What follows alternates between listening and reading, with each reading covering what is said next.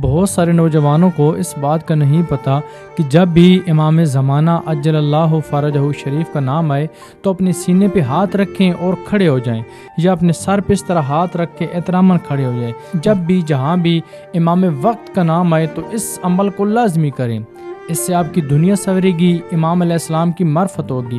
جب بھی نام آئے سر پہ ہاتھ رکھیں، سر جھکا لیں، سینے پہ ہاتھ رکھیں اور احتراماً کھڑے ہو جائیں، کیونکہ ہمارے وقت کے امام ہے، سارا دن گناہ کرتے ہیں۔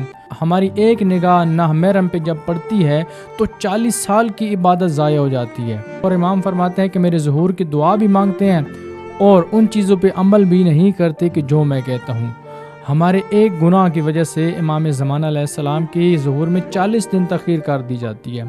ہم ایسے بنیں کہ جیسے آل محمد چاہتے ہیں، آئسی گناہ چھوڑ دیں، چھوٹے چھوٹے گناہ کرتے ہیں، غیبت کرتے ہیں، گلے شکوے کرتے ہیں، لوگوں کی نفرتیں لے کر ہم عبادت کر رہے ہوتے تو ایسی عبادت کا کوئی فائدہ نہیں ہے۔ اپنے دل و دماغ کو صاف کر کے ایسے عبادت کریں جیسے آل محمد چاہتے ہیں، تو پھر دیکھیے گا آپ کی لائف میں سکون کیسے آتا ہے، دنیا بھی سنور جائے گی، آخرت بھی سنور جائے گی۔